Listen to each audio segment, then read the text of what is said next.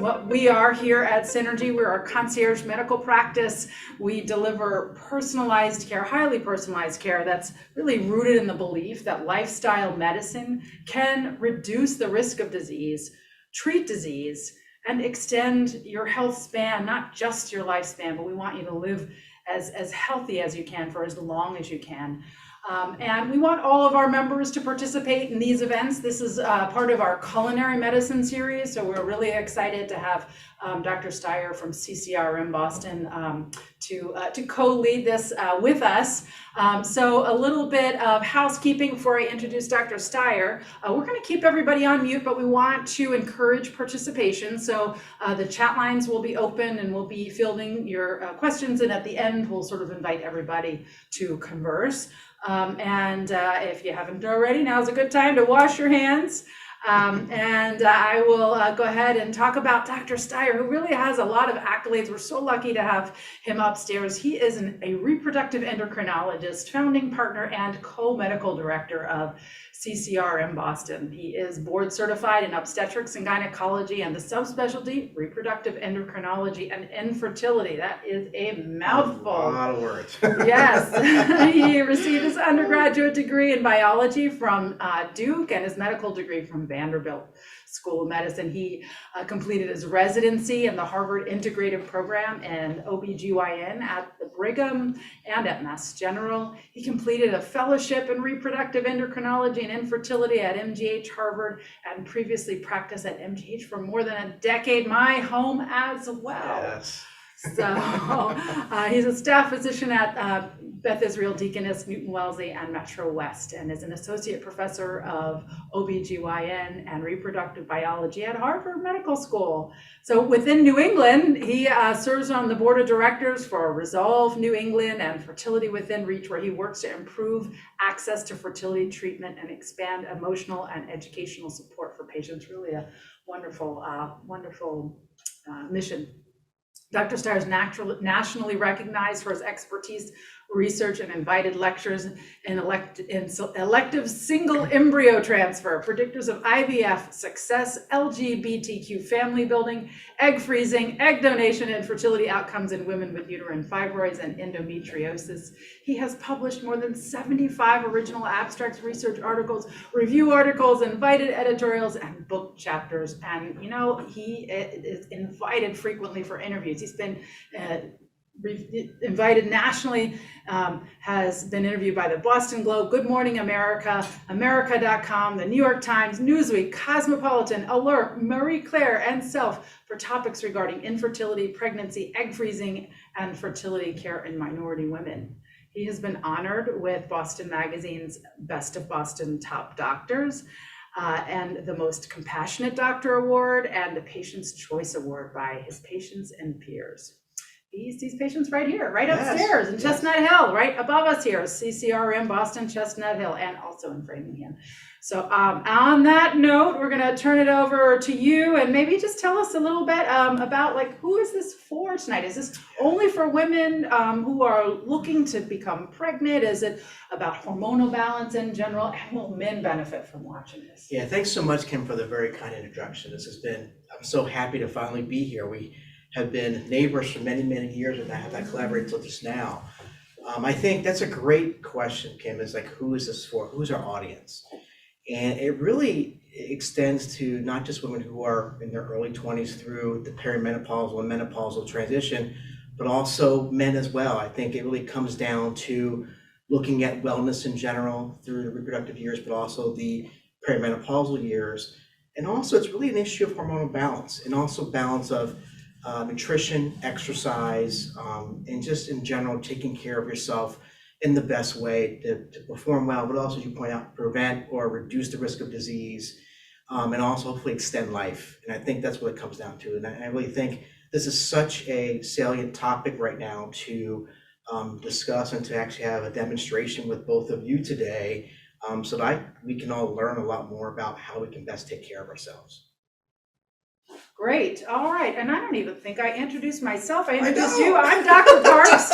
And my partner, Dr. Pardo, and I will be here, co-leading this with you and your team tonight. So I will turn it over to you and my esteemed colleague, Dr. Pardo, who's our Director of Wellness. So great.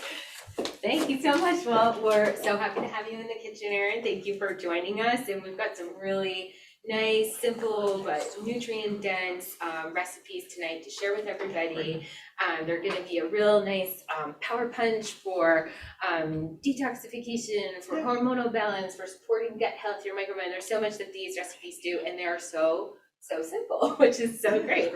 So what we're going to do is get started with our fennel, our warm fennel salad that features fennel, garlic, collard greens, and we're gonna actually start with our collard greens. Perfect. Which I'm gonna bring over here. So we've already washed ours, so I'm gonna give you about half of ours. And have you destemmed these before? Have you ever worked with the collards? I have actually. My Awesome. parents, growing up, really, collard greens was one of the things that we ate a lot of, and they would actually saute them with, smoked turkey and things like that as well. We actually do have this as a tradition during holidays as well still. So I could say that I haven't really cooked them, the process, but I've actually helped to prepare at some point. So Fantastic. I'll follow your lead though now right now to make sure that I'm doing it the correct way. Absolutely. We'll go from there. So I'm just gonna turn our heat on our pan here and get that going a little bit, get that pan nice and warm. We always wanna warm up our pan before we put anything in there, and then we're just gonna process our colors. So you're basically gonna take them again. We've pre-washed ours, but if you haven't at home, just go ahead and give them a quick rinse, and then you grab it by the stem, you kind of wrap your finger around, and you're actually just gonna slide the leaves right off of it, and we'll just do that with each one. Perfect. And the foundation of this dish is collards, as you said, because they're so common in lots of cultures and accessible, not expensive. Kale became very popular, and sometimes recently. people are sick of kale. Well, it's funny, growing up, my mom used to make kale all the time. I was like, I don't want any more kale. And now it's like this popular food. It's hysterical. My daughter's working on a farm for a summer camp, and they were one of their jobs was to harvest the kale, and she was like, no more kale. I can't. I'll do anything else on the farm, and I cannot harvest kale. Now tell me, when you're buying produce, is there specific types of the way they're grown or treated, organic versus other things that you look for when you're buying these things? Yeah, no, that's a great question. I personally do try to buy organic or biodynamic or non-GMO wherever we can, also for the environmental purpose. But I think that as far as when it comes to health, I usually use the Dirty Dozen as a guide. Do you use that? Have you? Yeah, so and kind how of, about from your field? can you walk through kind of what that means, the Dirty Dozens? Because I think a lot of my patients ask, but again, I'm not somebody who is nutrition-based. Per se. Can you walk through what that would mean for the audience? Yeah, absolutely. So there's a group called the Environmental Working Group, and they have a bunch of great resources about how to choose products mindfully, to reduce your exposure to different compounds or chemicals in them that you might want to avoid. And they also put out this list called Dirty Dozen and the Clean 15. And that's basically, the Dirty Dozen is going to be your top 12 produce items that they really that have the highest contamination rates with like different pesticides, glyphosate, like Roundup is a big one. And interestingly, there are some studies looking at the amount of glyphosate in the urine of pregnant women. It was actually alarmingly high. So this will tell you the top 12 foods that are going to have those highest rates of contamination that are really worth the investment in purchasing something that's organic or choosing a different option. And is that something that you advise for? We do, and also we see that sometimes you'll have an issue where many of these things have been linked to issue with infertility. The School of Public Health here at Harvard has done a lot of studies in this, both in men and women. Also, we see that you guys have all heard of endocrine disruptors can sometimes affect, possibly the process of puberty and also adolescence as well. So a couple of things that we do see that these environmental factors do affect reproduction in general. And so a lot of my patients are really cognizant of what they're eating and how they're eating. That's awesome. And so it's great to have you reinforce that here so that everybody knows. Yeah, I know. That's like, it's great to collaborate because there's so much about our fields that are so aligned. Exactly. So we've destemmed our kale, and what we're going to do is actually, before we chop that, I just want to grab our garlic over here. Yes. And if you haven't chopped your garlic already, go ahead and do that now. The reason you want to chop your garlic in advance is because there's a particular compound in the garlic, which I'm going to mispronounce because I always do. It's like allium. So garlic belongs to a family of vegetables called alliums, like your onions and leeks. And super nutrient dense, very anti-inflammatory, and in particular, there's an enzyme that's released when you chop the garlic that activates this particular compound in the garlic itself that's also antimicrobial. So in terms of fighting viruses, yeast, fungus, bad guys, you need to give that enzyme some time to work. So if you can chop your garlic a couple minutes in advance, it'll really release that. And you know what, Dr. Pardo, you know that I love shortcuts. This is one of my favorite kitchen tools, and this is the garlic press. Okay, so I don't travel. I don't leave home without it when I'm traveling. But this is a faster way if you don't want to do the traveling. Yeah, but you can get the garlic already pre-peeled, organic, and pop it in here, and bam, great, hack for weeknights. We do love that garlic press. So I didn't realize that by cutting it and grinding it, that you should activate this enzyme. That's good to learn. It's kind of amazing the way that I always feel that evolution and nature it just teaches us best. So preparing food, sometimes just those slow techniques or combinations of foods that enhance their activation in the body. It's always just such a super cool area. So. All right, so we are going to just chop up our collards here. So I find the easiest way to do this, is first I kind of just take my whole pile. So I've got them all laid one on top of each other in a pile. And this, this does not have to be perfect. So I kind of cut them lengthwise in half. Let me just kind of organize these better. Yeah. And if they're not, that's totally fine too. You can kind of throw them together in a clump. We're just kind of rough chopping them just to break it up so that we've got more like bite-sized pieces. So I kind of cut them lengthwise first. Awesome. And then I can grab one half and just stack them on top of the other. And then cut that lengthwise. And then you can cut it lengthwise again. Also, they're nice and firm, so you can actually get a good cut. Yeah, exactly. So we just kind of roughly chop them up there so you've got your bite-sized pieces. Okay. And we'll compost our stems. Yes. At least hang on to those. And it's actually okay if you've got like a little bit of stock in there. Plants in general, a lot of times the nutrients are even concentrated in the stalks themselves because that's where it's growing from. So it's okay to include a little bit of the stalk there, and we're going to soften it up when we're putting it in the pan too. Okay, great. So, all right, so we've got our collards ready. We're going to kind of push those to the side. We're going to move on to our fennel because we're going to actually put that in the pan first. So, I know it kind of looks intimidating. It does. It's like this large thing with a lot of sprouts coming out. It definitely is intimidating. It is. It's actually part of the carrot family. And we love using fennel because it packs a powerful nutrient punch. And that's the thing with this dish in general is that when at least for me, and I'd love to know what you think, when I think about helping to support fertility and hormonal balance, I think in sort of two general categories. One is what are the ways that we can pack the most nutrients possible, because they're going to need all of that to grow a human, or to have the best quality eggs and the best quality DNA. And so this is a great recipe because with just a couple simple things, you've got almost a whole spectrum of nutrients. And fennel is a great example because we've got lots of calcium, lots of potassium, blood pressure lowering. It actually has some phytoestrogen effects. So when you have phytoestrogens in plants, they don't actually increase or increase your estrogen production. It helps support that estrogen balance. That's like something we see in soy. And also can help to actually support production of breast milk too. And is that something that you guys work with? It is. And so when we're looking at the nutrients, we really think about estrogen because that's the essential hormone in women.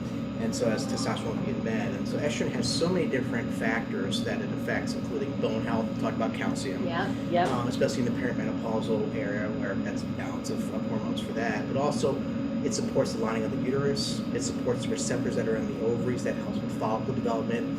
And also in women and also in men, the ability in men to make sperm and the ability of women to ovulate is regulated by estrogen. There's a feedback mechanism between the brain and the ovaries that is affected by that. So having this balance will definitely facilitate both male and female reproductive health when it comes to having nutrients like this. Yeah. And then the potassium and calcium also are, electrolytes, which will really also facilitate things such as, follicle development. The follicular fluid that the egg is in before it's released. The fluid in semen prior to a man, making sperm. So there's many different factors that are important that we have to think about when something like this is prepared for a meal or something that's as a staple of a diet. Awesome. Yeah, no, it's amazing how one thing has so much impact across all these different dimensions of our health. And you'll see that I just started to prepare our fennel by just taking off the front. Just by taking that off, it's less intimidating now. It's so much cuter, right? Looks more manageable now. It's totally civilized. And if you do want to, use or save the components, you can actually use the stalks like a celery stalk, and you can use the fronds just like we do for dill. So I'm just gonna put these here for our composting or later use, and I'm gonna split it in half, and then we'll both go ahead and slice it. So the easiest way to make the little slices that we want for this. So we've got our bulb. We cut it in half. We're just going to cut it again into a quarter, and then we're just going to take each corner and just make some nice thin slices. And I would cut it across the grain. It's good. That way you're going to get those nice little semicircles of it, and I'm going to make it fairly thin. And as you'll see when we do our saute here, where, oh my gosh, and I just heard my New York accent. I know, I just heard it too, I didn't say that. Everything with an AU. You can take the girl. Are you from the city or the upstate New York? We lived in Manhattan for almost 10 years before we moved up here. Yeah, but you said I'm from Pennsylvania originally. Right? So do people still near Philly or near Philadelphia? Exactly. Okay, so that's an accent all of itself. Yeah, Philadelphia accent. Exactly. The Philadelphia, Delaware, Maryland accent. I'm sure here people probably call you out and say, "Are you really from here or what?" When they hear the New York thing come out. But the one thing about myself is that when I came up here for residency and fellowship, it was a combination of a Philadelphia accent, and I was in Nashville for medical school, so it was like a southern drawl. Philadelphia. It was like nobody knew where I was from. Oh, that's totally confused. I've tried to kind of correct it over the past 20 years. I'm almost there, Yes. But definitely it's funny how people here especially kind of try to peg where you're from. Yes, exactly. Well, yeah, and so many, it is actually a really diverse community here in the Boston area, especially people with all the academic institutions coming from all over. So you're doing, this is surgeon's hands over here. All right, I'm trying to be precise here. Perfect. So we're just gonna add a little bit of olive oil to our pan. So we've got it nice and hot, so you always want to heat your pan before you add your oil. And I'm going on a medium, kind of high heat. And it doesn't take too much because we're going to have, it's going to cook pretty quickly and we don't want it to burn. So actually, I think maybe our pan is even a little too hot here, but you can see that olive oil cooking quickly. So I'm going to go ahead and put our fennel right in there, and you can hear it sizzle. So we know for sure that oil caught. If you want to put yours in there too, go for it. Yep. And we'll give that a little stir. A little bit more, we'll be good. There we go. Perfect. All right. Okay. So we've got that cooking. I'm going to give that a little bit of a toss here. All right, and we'll put this next on a lower heat. Yep. So tell me this, Janine, when you're sauteing something like fennel, is there a certain amount of time you do it for, or do you look at the consistency in the fennel to figure out when it's done and when you're ready? Yeah, no, that's a great question. So I kind of look at the consistency, and I think it just depends on also your preference too. So I kind of like it a little crunchy, and I don't mind a little bit of that. But if you don't like that raw kind of taste, you can definitely cook it for longer. Okay.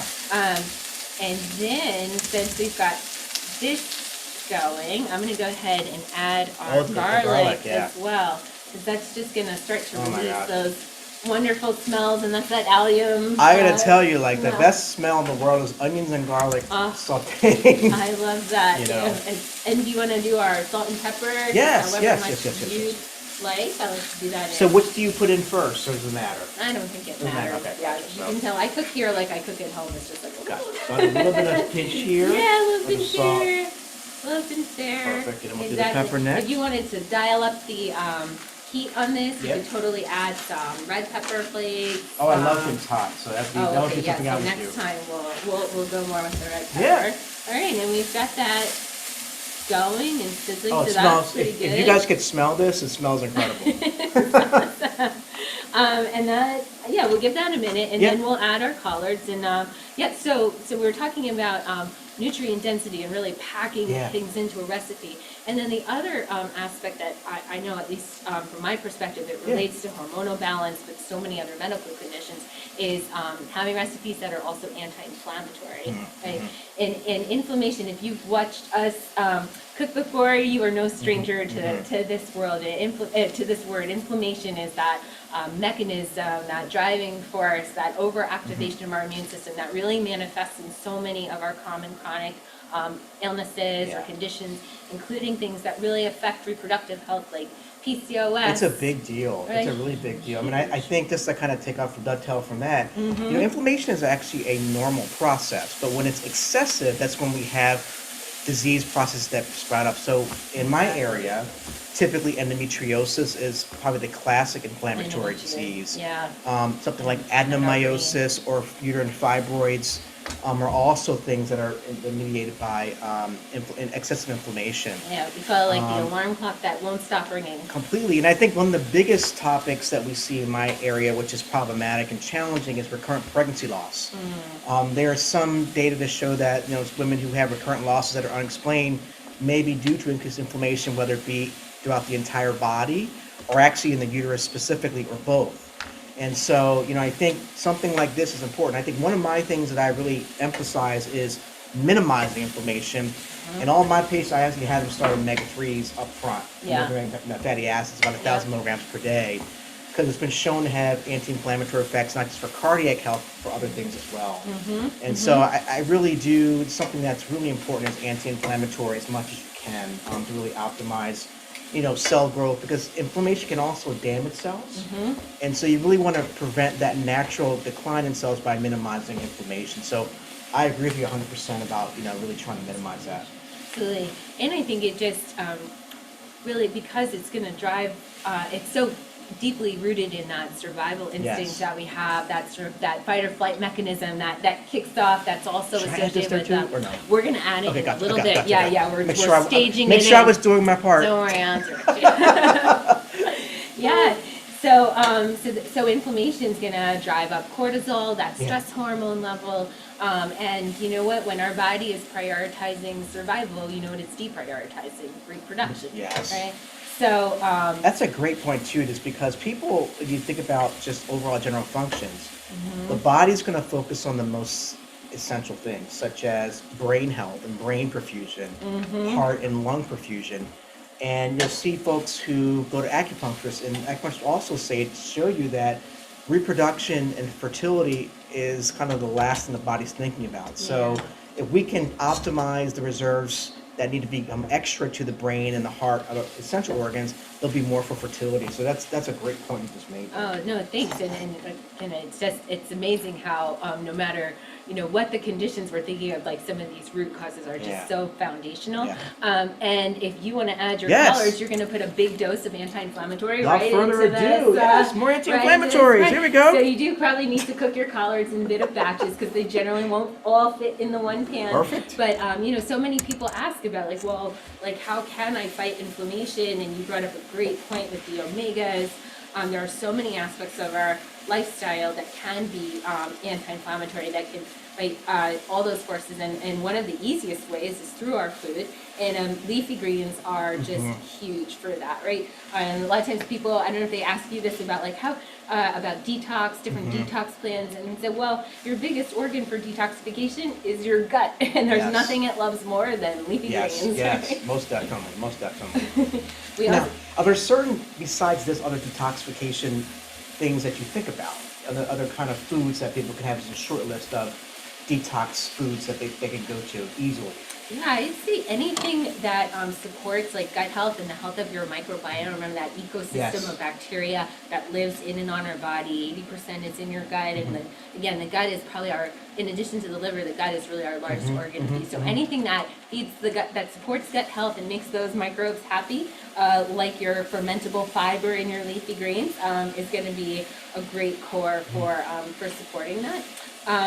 Also, the leafy greens are rich in folate, and did you want to tell us a little bit? I'm sure folate is something. Folic acid is kind of one of the cornerstone nutrients within reproduction, also for pregnancy. And I think luckily the Western diet is enriched in folic acid, so it's really hard to be folic acid deficient. But leafy greens and also supplements definitely do reduce risk for neurotubal defects in pregnancy, but also overall cellular health in women who are trying to conceive and those who are not trying to conceive. Yeah. One thing I forgot to ask you when you talk about gut health is, what is your stance on probiotics? When I go to the local pharmacy and I do probiotics myself, I'm thinking, okay, there's so many million units of this bacteria in this one. There's different brands. There's store brand. There is a commercial brands. What's your take and what's your recommendations for probiotics? And what should we all be doing and thinking about when we're thinking about purchasing a probiotic? No, that's a great question. And I think the short answer is there's really no one size fits all. In general, when you think about your microbiome, I usually use the analogy of like a rainforest or like a botanical garden. You want to support the most diversity and the most variety and the greatest quantity possible. And so if you think of it from that perspective, the probiotics are really like the seeds that you can plant in the garden. So there's lots of ways to support your garden, right? You can plant seeds, you can condition the soil, you can make sure there's enough sunlight and water. And really the role of probiotics there are to kind of be those seeds. But what seeds your garden needs is probably different because everybody's microbiome is as unique as their fingerprint. Exactly. So there might be some that feel like a better mesh within your own ecosystem and some that don't. So a little experimentation might be necessary. See what happens, There are also certain conditions where probiotics can make things worse, like SIBO, which is something that can drive inflammation. I've seen a lot more of that recently in my practice. Some people who have been treated by somebody else, where they so I've had to learn a little bit more about SIBO over the past 4 to 5 years. It seems like more people are being diagnosed with it. Now, do you have a specific probiotic or anything that you recommend, or sort of similar to you guys? I'm just the same thing. It's like kind of you have to figure out what works for you. Yeah. And I'll be honest with you, it really depends upon the kind of way it's labeled and kind of what draws me that day when I go buy my probiotic. You know, I don't really have one. That's why I was asking you. Oh yeah, and I will say too, from a general perspective, if you are going to do a probiotic, it smells incredible. It smells so good, right? And just look how beautiful. You eat with your eyes first, right? Do. And like, look how beautiful like these colors are. We've got the rich greens, the variety of it. So, oh my gosh, yeah, we're going to enjoy ourselves later. You can see us wafting up. Oh my gosh. But yeah, but a probiotic that generally has like, usually look for something that's got at least like 8 or 10 different strains, maybe more, maybe 30 billion or so CFUs. You want something that's going to make it past the stomach acid. And so, but yeah, those are some of the general characteristics. You want some diversity, you want enough potency to like make a difference if you're going to use it, and then a little experimentation. There's also interesting data coming out now looking at the microbiome in the vagina as well as the uterus. And so a lot of investigators here in the area are looking at how that may impact your risk for infertility and also recurrent pregnancy loss. So very in the incipient stages of the gut obviously is a lot more further advanced in terms of research, but we tend to forget about how important bacteria are in our bodies. We think that bacteria are bad, but actually they do a lot of important processes, whether it be general function or reproduction or other things as well. Absolutely, yeah, and definitely so foundational to that hormonal balance as well. Like a lot of times, I'm guessing you see this too. Just when somebody comes in having, whether it's IBS or other digestive disorders, it really is so disruptive to that hormonal balance. And when we can help heal the gut and support that microbiome, it really, again, decreases that inflammation and really helps to support, whether it's that fertility or and all those aspects of hormonal. That's great. I'm going to stop in with a quick question. So one comment, one great thing about collards is they're so high in calcium, and women are always looking for ways to increase their calcium in their diet, and they think, oh, I have to have milk to increase my calcium level, and that's simply not true. So anyway, it's a beautiful dish for those of you looking to increase your calcium content. But one of the members of the audience asked about the specific ingredients that we're using tonight and how that might help with hormonal balance. And if you could comment on that. Yeah, so, I think we talked a little bit about phytoestrogens and also of calcium and potassium. And the, hormonal balance is a very complex thing. Not one person's hormones are the same. And it changes throughout the different stages of someone's life. I think that the balance comes from, in a woman, estrogen and progesterone. In men, it's estrogen and it's testosterone. And so these things are created either in the ovaries or the testes. But there's a lot of upstream processes that start up in the brain that regulates this. And I think the regulation of the signal from the brain to the ovaries or the testes affects a lot of different things, including whether it be production of eggs, whether it be production of sperm, whether it be the other hormones that also estrogen affects, and testosterone affects cardiovascular health. And so there's a lot of different things that we know these nutrients here will impact. Also, studies look at the risk of developing early onset dementia and also mental status health as well. So I think that, it all comes from the base hormones from men and women. And I think these ingredients we mentioned before, the phytoestrogens, the potassium, the calcium, definitely do regulate that. And then the bigger issue we talked about before is really bone health. I think many women really forget about the fact that you can be younger and have osteoporosis as well. You don't have to be somebody in their 50s, 60s having osteoporosis. It could be genetic and it could be environmental. So I think that, that's also a big driver. And I think, Kim, you brought up a good point about cheese and milk is not the reliable or easy way to get your calcium. It really comes from your vegetables. It comes from other aspects besides dairy, because sometimes dairy can also be problematic for many people as well in terms of inflammation. So, to answer your question directly, Kim, it really comes down to whether you're a male or female. The hormones are all related, but it's all about the balance. But the balance comes from the initial base electrolytes, base nutrients, which help you produce them in a balanced way. Great question.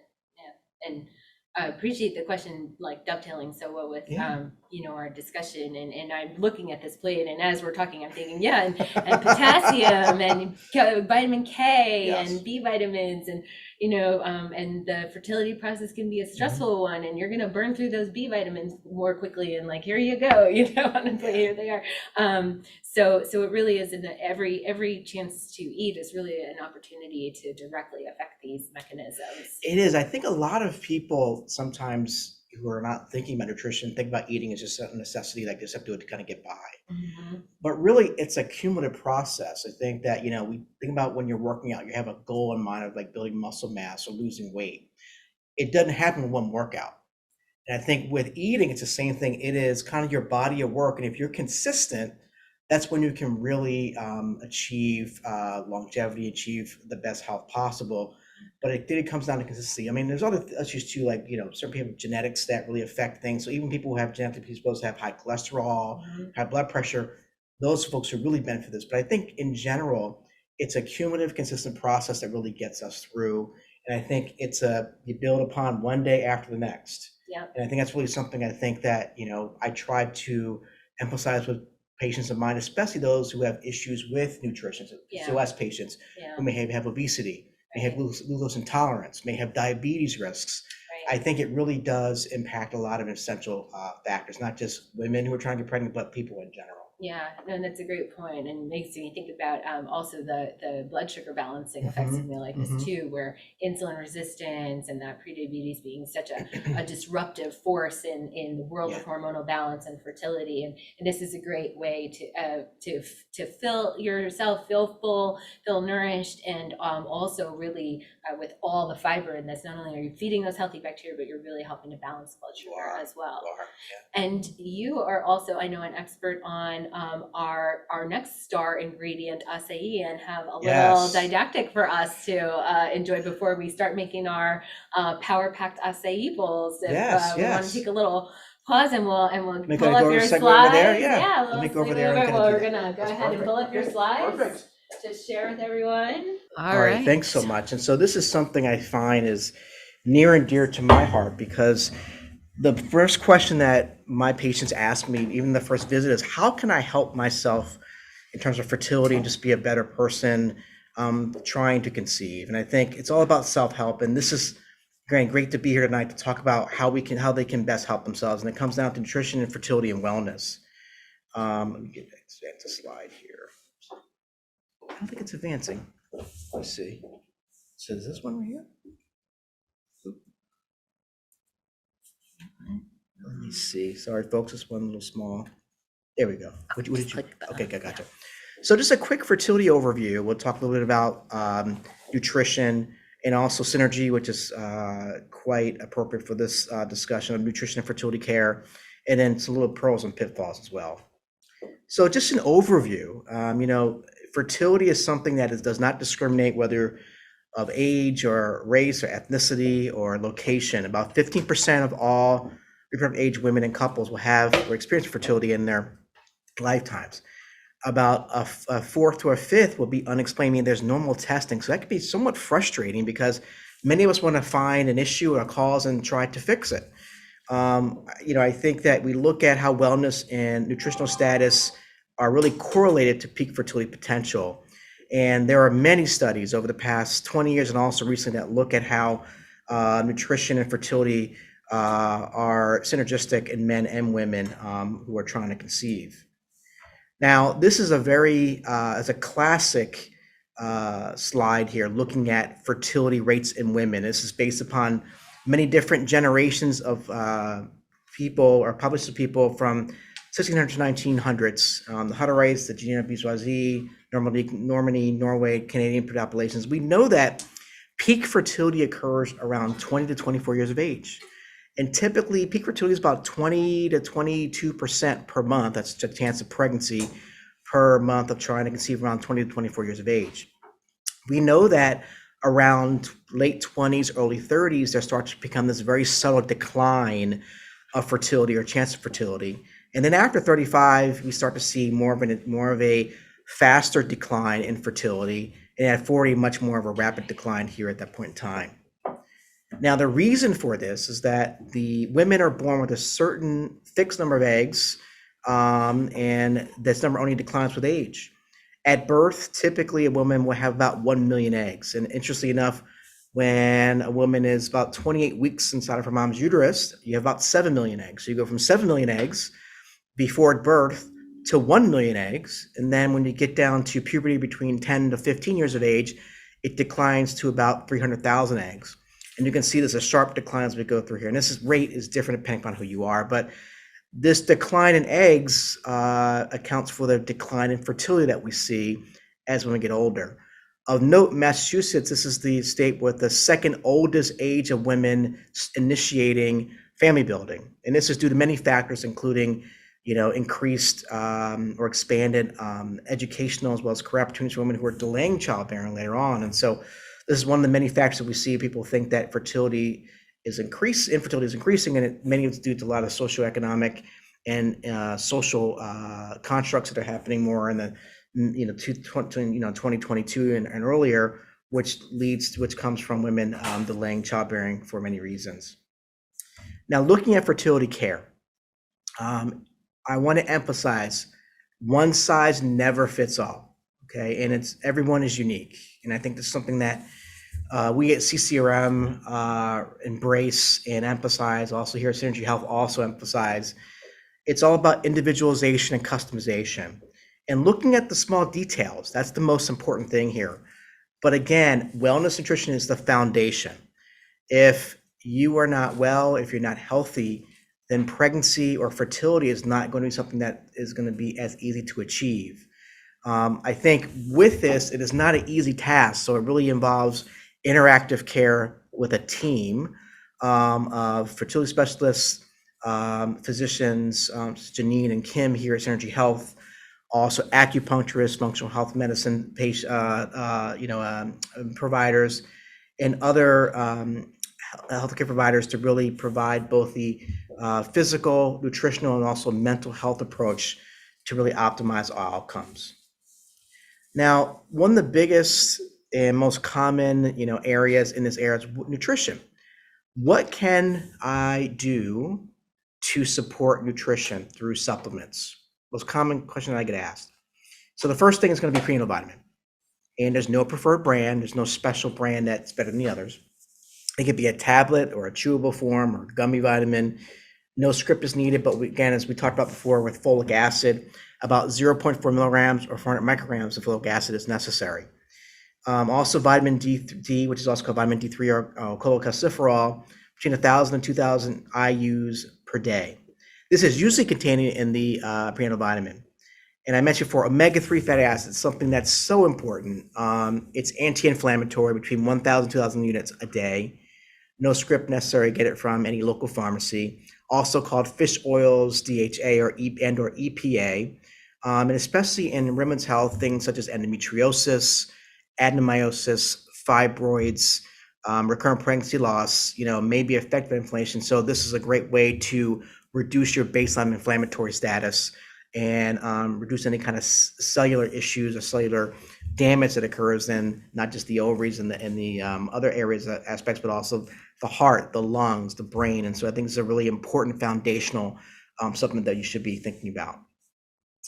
Other supplements, vitamin C. Everybody knows about vitamin C. That's in a lot of different things. But I think this is one of the things we overlook. Vitamin C, 500 to 1,000 milligrams. It really has an incredible role as antioxidant and also for immunity. I think especially in prior COVID days and our current COVID days, I think it's really important to really have immunity boosted, especially in the flu season as well. Now, one other vitamin or supplement that I really emphasize is Coenzyme Q10.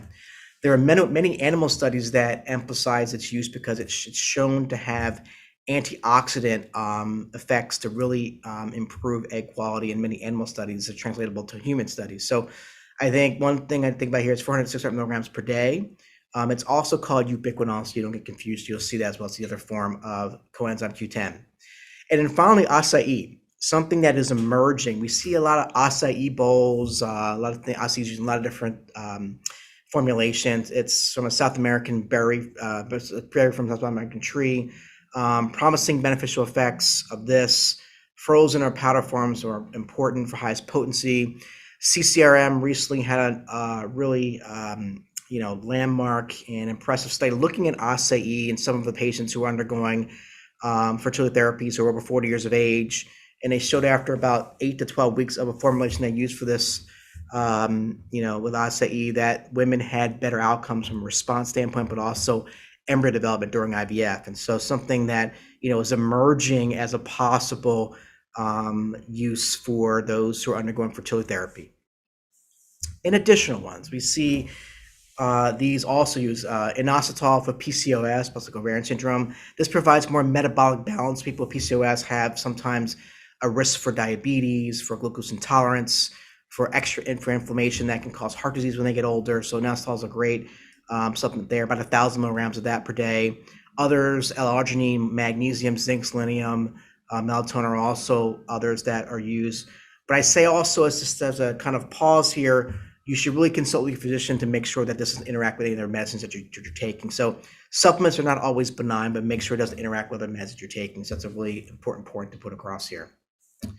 And in lifestyle and daily habits, it's fairly straightforward. Really, you want to have your body mass index about 19.6 milligrams per kilogram squared. And so you really want to go online, look at what your height and weight is, and different calculators out there to figure out what your BMI is.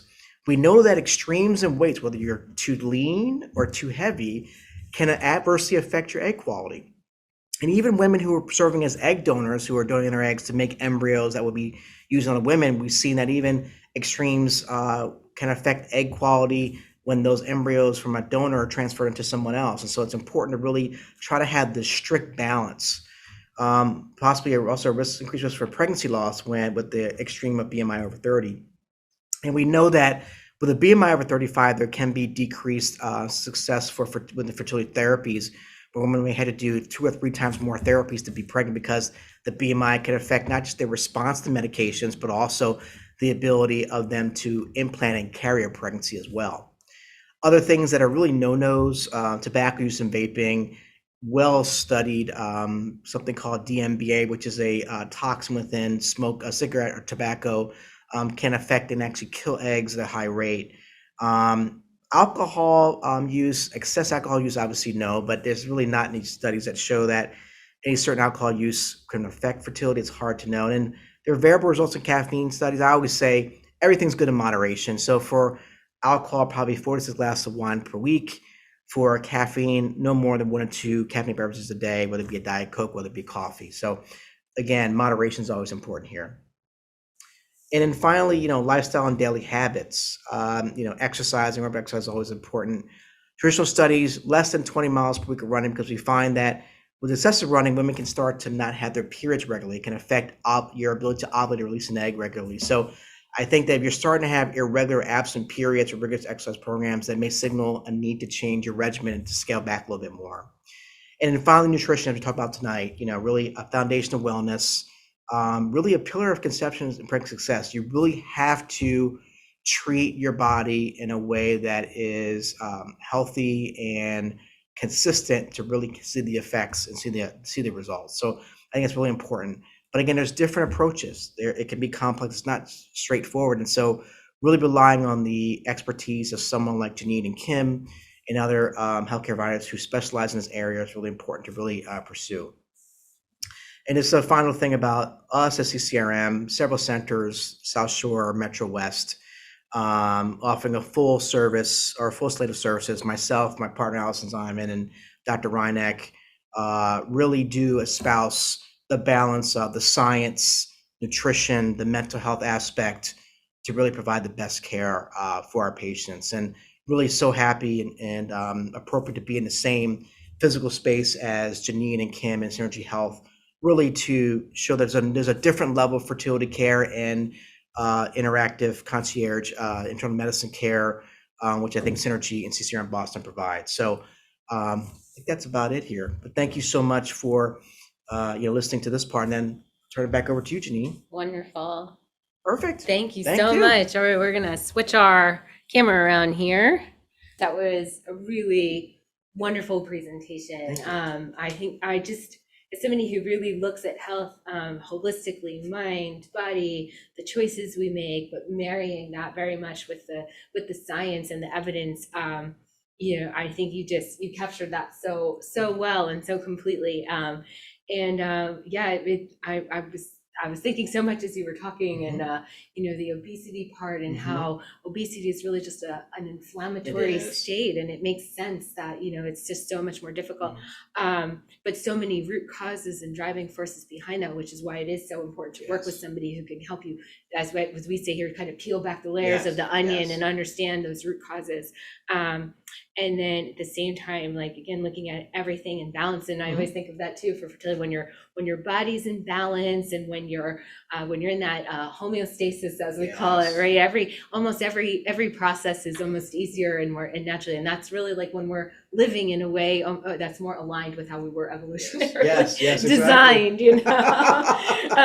but Acai also being super cool, that research, just really cool that you guys are doing that. Something that, our flagship in Colorado, worked on and published, and it's something we're using in a lot of patients who have reduced egg reserve to really help them hopefully be able to hump and get past the challenge and really hopefully provide a better chance of success. It's amazing. And berries are one of our favorite anti-inflammatory go-tos. So just super cool to see that. And speaking of, we'll dive into our acai bowl. So I'm going to grab a couple of ingredients, and here's a little hack for smoothie makers. So we've got everything that we're using pre-prepared, so you get your own little container here with our ingredients. And I've got one, and I'm going to grab our acai packages, which, as you said, should be frozen, exactly. And then packed. So here's your pack. Thank you. And I'll grab us a scissor. And this, smoothies are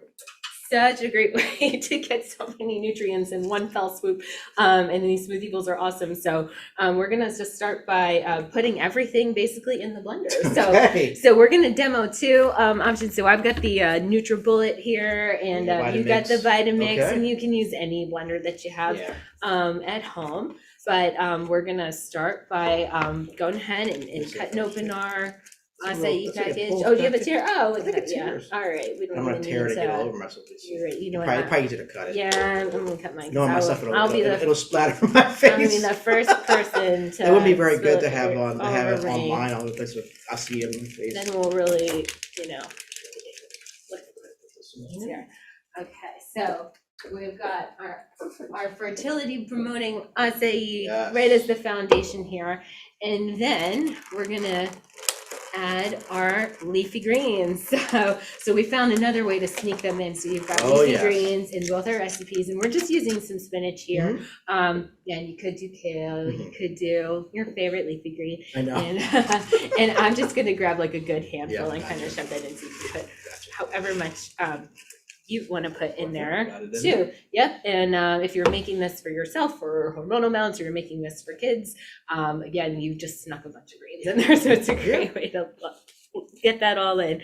And now we're just gonna grab our pre-frozen container. So this has, I put my Oh, little wow. label reminder here, ready It's to a go. gold mine of powered things in there. So what do we have in Totally. here? All right, so we have some dates for sweetness. I So love these. yeah, they're so Oh, so good. right there, like nature's candy.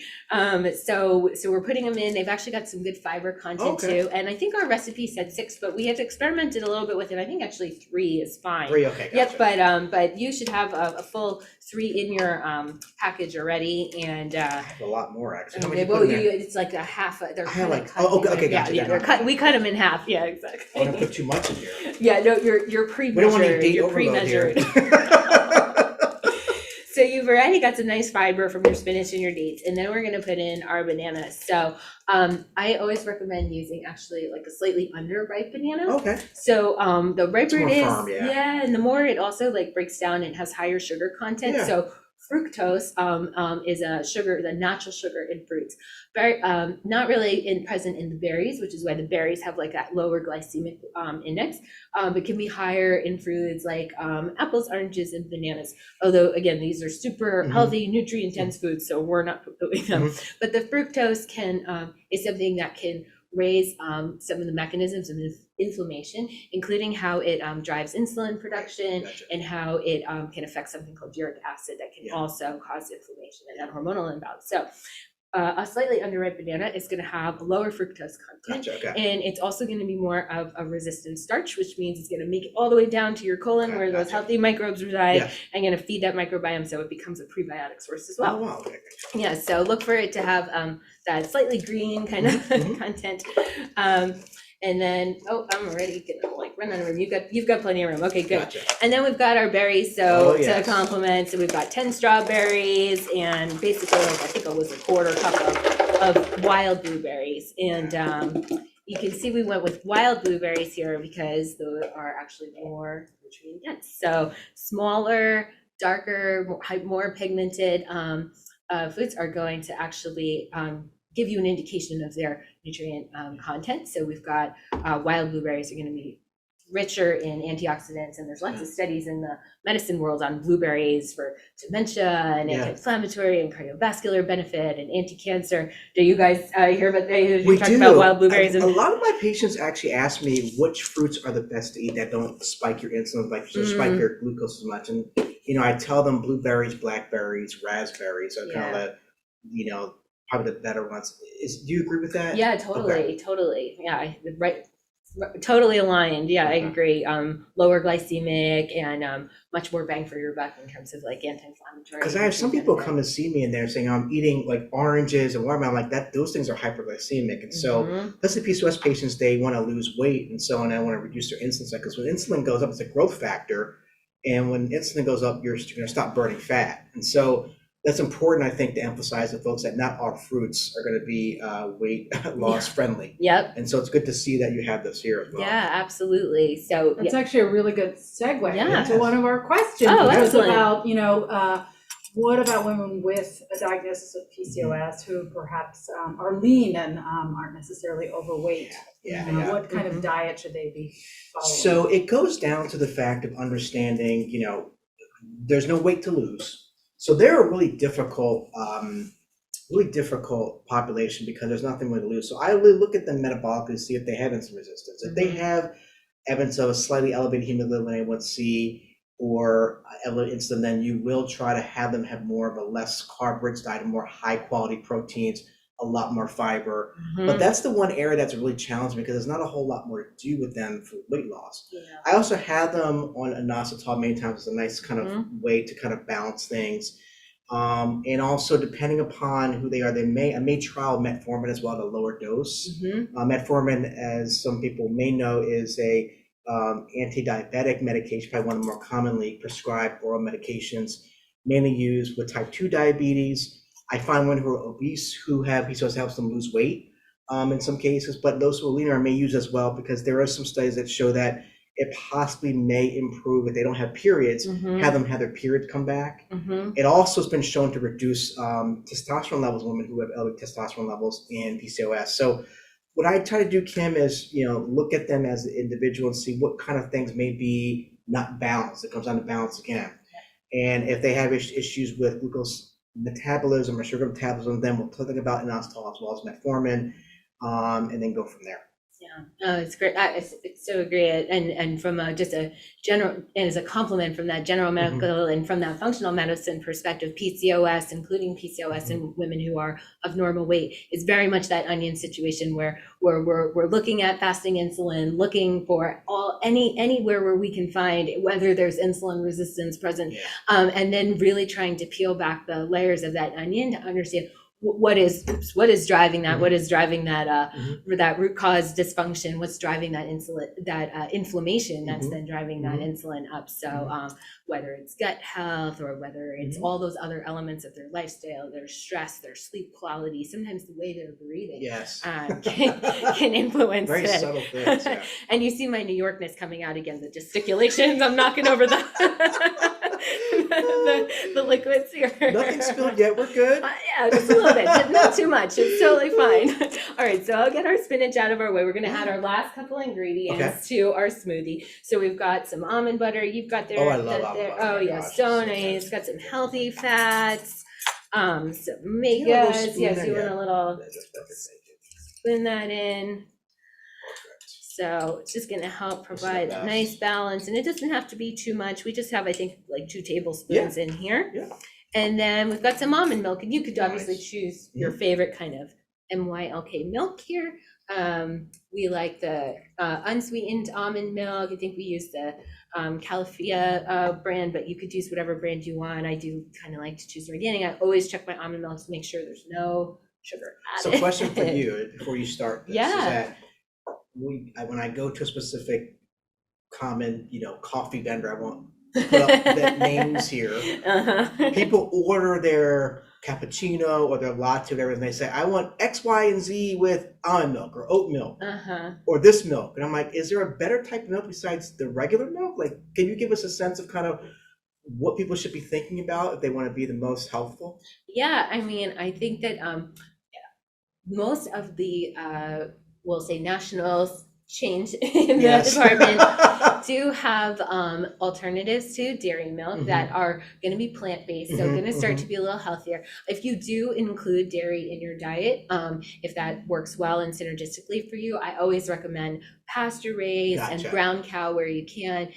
That kind of dairy product is going to have a predominant protein called an A2 beta casein, which is actually in clinical trials shown to be less inflammatory and better tolerated than the A1 casein that's typically in the black and white kind of Holstein cow milk. And then of course, like an organic and a pasture raised is going to decrease the risk of there being hormones or the contaminants. So at your local coffee place, you're probably going to get the run of the mill regular milk. So I usually steer clear of that one.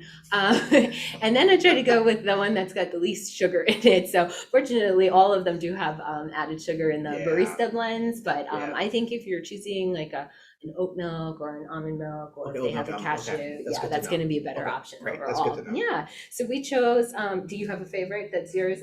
I used to use almond milk, actually. I like the way it tastes. Yeah, whichever one you like to taste. So we got some liquid in here, and now we're just going to put our lids on. So actually, I probably need to make I have to chime in again about calcium, because as a cardiologist, how the Women's Health Study showed, having oral calcium at greater than 1,000 milligrams a day actually increases your risk of cardiovascular disease. So women are always, how am I going to get that calcium in without taking a supplement? And it's right there in that smoothie, because 1 cup of almond milk actually has 450 milligrams of calcium in it. Wow. So, and that's more than, a cup of skim milk actually, so which has about 312. So between the spinach is high in calcium. You're probably going to get about 200 and that what you've just put in there. So you've got 450 plus 200, that's 650 milligrams of calcium plus about 300 milligrams right there in your collard. So there you have it. Yeah, it's awesome. We definitely absorb our calcium so much better through food than through supplements. So, so that's a wonderful way to have it not end up in places that you don't want it. Yes. And K2, another great way to facilitate calcium getting into bones where we want it to go. So, all right, so you've got your Vitamix. So we're gonna make a lot of noise here. All right, so we're gonna go for it and blend up our smoothies. Yep, and feel free to tinker with yours at home. I mean, whatever it is.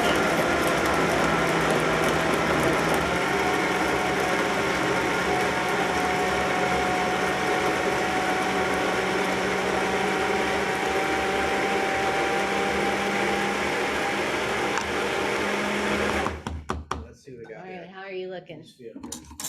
Mine is very thick too, but pretty good. Excellent. We'll just get one more little whirl just for good Okay. measure. We don't want any chunks in here. All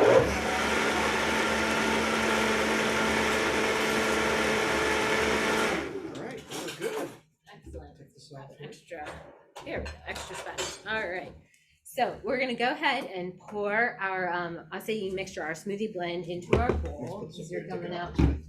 Maybe while you're plating, if you could also comment about whether or not animal protein is important in fertility, or is it okay to safely conceive as, for example, a vegan? Yeah, so this is something that comes up really commonly about what type of proteins are best. And, let me just put this in here. And I think, looking at the different types of proteins, I always think about, high quality proteins. So my biggest go-to is actually fish, and so seafoods, they're the best ones. So, fish, shrimp, shellfish are the ones that I say find are the ones I recommend initially. Then also chicken. And then, lean beef if you need to, but I feel like, fish, shellfish, as well as chicken are the 2 best ones that I think about for animal. And then for those who are vegan, I think there's other types of plant proteins you can utilize as well. It depends upon what your preference is. I think as long as you have the appropriate amount based upon your body mass, and also you have other things that you're eating that complement that's really all that counts. Is it necessary though to have, like, if someone were a vegan, would you recommend that they start eating animal protein? I would not. Depends upon, what your preference is, but I think that as long as you have appropriate overall health, there's not going to be a need to go and to delve into that. Because I've been probably 10% of my population, really try to stay away from kind of animal proteins. And so, but I think there's not a requirement to have animal proteins in your diet to conceive. So when we get different questions about different diet types, vegan, paleo, keto, all of them, I know there tends to be so much dogma on those topics too. And what I usually point out to people, which I think really speaks to exactly what you're saying too, is that if map them out on a Venn diagram and look at where they all overlap. It's whole foods, it's lots of plants, and it's all of these nutrient dense ingredients and ways that really help support that balance, that homeostasis, and that's really something that you can have as the core foundation of your diet, no matter what kind of healthy diet content you choose, animal protein or not. So we've got our bowls ready, and now we're going to thank you. And now we're gonna get into the fun part, and we've got our toppings bar here. So we've got lots of good options. I'm gonna just pull this up towards us. So we have pumpkin seeds, sunflower seeds, macadamia nuts, bananas, chia seeds, kiwi, coconut, And these we selected based on their nutrient density, their hormone balancing, and fertility promoting benefits. But obviously, there's tons of variety and options you could choose here. Any favorites of yours that you see here? So I you're really gonna like go for? kiwi, I like banana, and I've started getting the chia seeds a little more. I've noticed that a lot more evidence of them having just great health benefits. So I've started to like those a lot more as well. But I always have loved pumpkins. I can eat pumpkin seeds all day. Awesome. Well, here's your spoon. So you can start loading it up in whatever way you want. So chia seeds, are going to be great. So I love these kinds of recipes in general where you almost have like a blank canvas and then you could kind of decorate it. Yeah, exactly. So chia seeds, they're considered a superfood because they're rich in all the macros. They've got protein, they've got fiber, they've got the omega-3 fatty acids, and they actually have a complete array of amino acids in them. So super nutrient dense, and a super rich source of all of those, great for your gut. So we can start with that. And if you think about it, actually a plant, everything that plant is going to need to grow and flourish is going to be in its seed. And it's sort of the same way I think about growing babies. You need all of those nutrients to start in that embryo. So chia seeds are a great foundation there. And then I see you went with pumpkin seeds and kiwi. Pumpkin seeds, kiwi. So kiwi.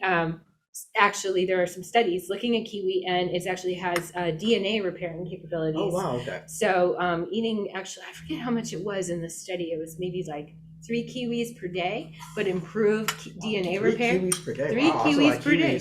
Yeah. I can imagine that. Wow. 3 kiwis per day improved DNA repair mechanisms by about 60%. Huh. So, and then there was one looking at kiwi actually. Before you fly, so before you have some of the DNA damage from the radiation and the flights, and it was reduced in people who ate kiwi. Wow. And great for constipation as well. Yes, that's one thing I've definitely heard. Lots of fiber. I did the pumpkin seeds as well. Yeah, and the seeds are great. And pumpkin seeds, great source of zinc, which is great for your immune system. And you can see our different styles here. I'm doing my She's very orderly. I'm doing my very orderly in my lines. So with these toppings, we've got magnesium, we've got potassium, we've got fatty acids, we've got protein, variety and texture. If you're doing this with kids, it's a great way to engage them, do your topping bar. But I feel like this is anti-inflammation and fertility in a bowl here. Hormonal balance. It's a really fun thing to do for brunch as well. Oh, yeah, most definitely. Especially now as we're starting to have more gatherings. Yes. But so we'll show you our bowls, and we'd love if you've been preparing them along with us to go ahead and show yours. It's always so fun to be cooking along with folks, and you can see that this was so simple. Yeah. If you want to turn up the volume, add a splash of some fresh citrus, like a little lemon, you'll get a little more iron absorption from your spinach. So if you're a little low in iron, you could always do that. Or add your own different toppings. Wild blueberries would be a great place to put them on top too if you want to. So Janine, quick thing, I think that this is something that people want to think about. Well, how can I do this daily and be consistent? What about making this in kind of like different portions to store in the refrigerator, the freezer? Do you do that? Yeah. In this part of practice? Yeah, exactly. That's a great point. Yeah, absolutely. And you could just store the base and then take it out in portions that you want and add what you like later. So you have enough for a few days or a week. And it would be great for breakfast or lunch, or if you're looking for something sort of sweet after dinner, you're trying to work on that sweet tooth, like this would be a great option for that too. Speaking of after dinner, is there a certain time after which you should not eat to reduce weight gain and also just to optimize sleep?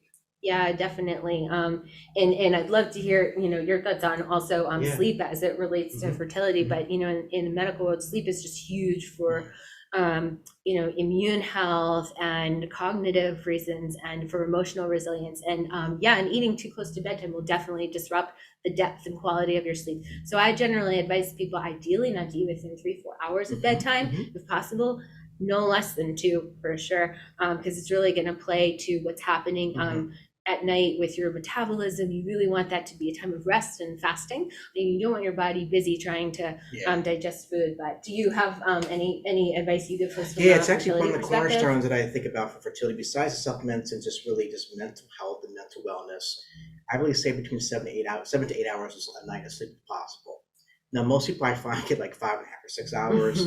But really sleep regulates so many processes. Remember that reproduction and just in general health of women is based upon the signal between the brain and the ovaries. And so there's studies that show that women who change time zones frequently, or those who work certain shifts irregularly, can affect their menstrual pattern.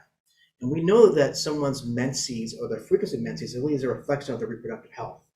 And so I find that I recommend 7 to 8 hours a night of sleep if possible, because that really is also, sleep is something has taken off for research over the past decade.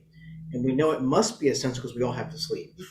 And I think it goes down to whether it be cellular repair, whether it be a chance of getting conceiving and other processes. So definitely about 7 to 8 hours of sleep is what I recommend. That's such a great point. I think of it sort of like we did before too with what your body will prioritize in terms of that survival mechanism. And if you are not getting enough sleep, your body thinks, uh-oh, we're in trouble. It's going to deprioritize reproduction and say, what do we need to do to get more sleep to ensure our survival? But no, I appreciate that, the additional color and content from your perspective too. And did we have any last questions before from our audience before we kind of wrap things up? I know we're running a little over. There's so much rich content to share with everybody, so we appreciate you hanging in there with us. Any other? This was wonderful. Okay, wonderful. I think we've gotten to all the questions in the chat. Wonderful. It certainly would invite any of you to unmute if there's something direct that you'd like to ask of Dr. Styer or Dr. Pardo. And gosh, we really appreciate you sharing your time with us tonight. Great. Well, CCRM has such an amazing program. We're so fortunate to have that proximity to you and to collaborate with you. We share patients and we share passions. So it's just so fun to have you here and to talk shop and cook at the same time and share those passions with all of you who thank you so much for taking that time to join us or to watch this video. We're really grateful. Thank you so much again. This has been an honor to be with both of you. And I think it's also incredible to be able to facilitate this within our population. The more awareness is always key here. And I think really fertility is just not medications, it's not timing when you're going to try. It's really going to be what happens before that occurs. It's going to come down to taking care of yourself through regulating your diet, your exercise, your activity. And really it's going to be, you have to have a good foundation to build an incredible house or an incredible chance of building your family. And all this really starts with looking at what you guys have walked through with this today. So thanks so much for having me today. It's been a great opportunity to sit down and collaborate with you guys. Thank you so much. Perfectly said. Thank you so much. You can share this with your friends. We'll have it on our members only portion of the website, Synergy Private Health, and Dr. Styer will also be having the recording on this website. All right. Thank you, everyone. everyone. Have a good night. Take care.